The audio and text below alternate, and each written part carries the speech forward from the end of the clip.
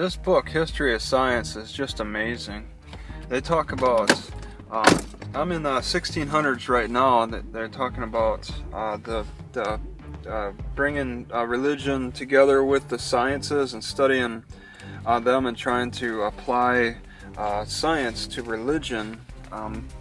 And there's a big divide between the Christians, between the Protestants and the Catholics within the Christian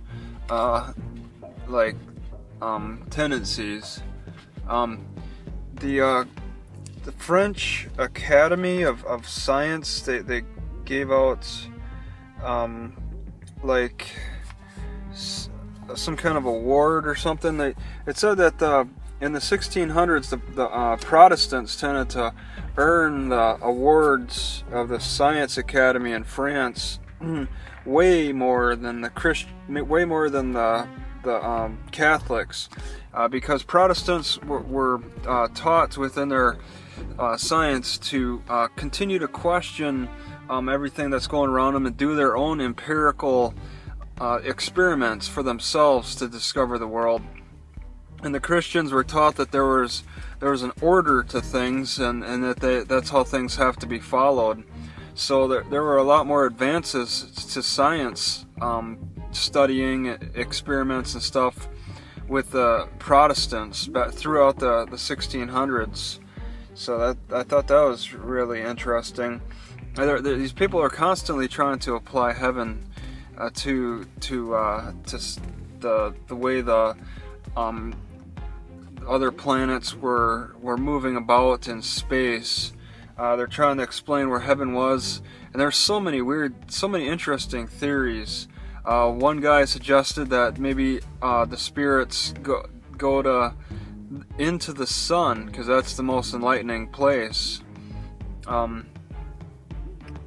There's just one thing I found interesting is there's this group of people called the mortalists, and they believe that the spirit dies with the body and then will come back to life when the second coming of Christ comes. This is in 1600s, I believe, so it was a long time ago. Okay, yeah, there's a lot of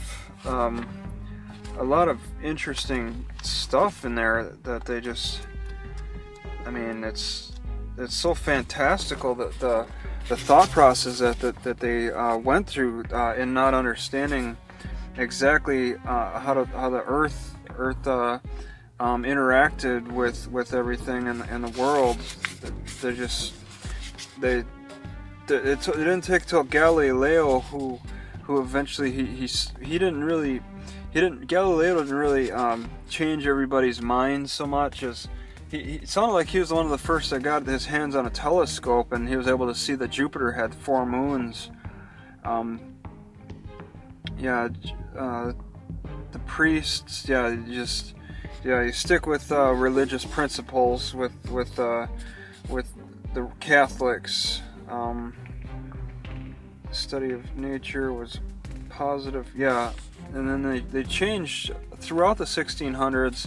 It started out for the Protestants. They were told to always question and do their own empirical studies, and then it turned into just doing science was a Christian thing to do, and that's something that came out of the 1600s.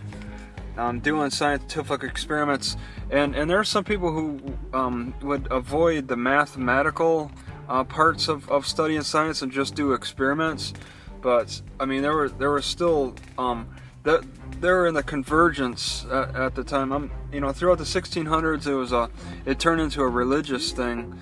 Before that, there was definitely a separation between doing math and explaining how nature works through mathematical formulas and then just doing experiments. Those kind of converged a little bit better in the 1600s, and the issues with the religion and how you explain the relation between God and the heavens with the science out in the outer space, how they interacted.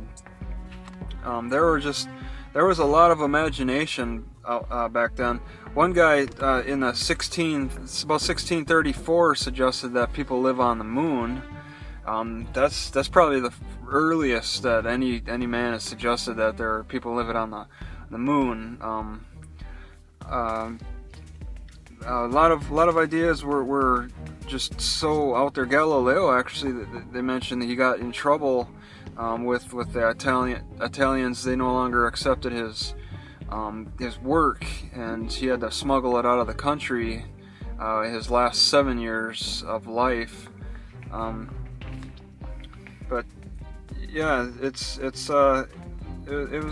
looking like the 1600s had a religious struggle. You know, how do you keep the religious aspect of it all? And people are showing that, you know, maybe it's just about the matter. You know, the science is pretty much separating itself from religion, because there's just things that couldn't be explained for the benefit of religion with that.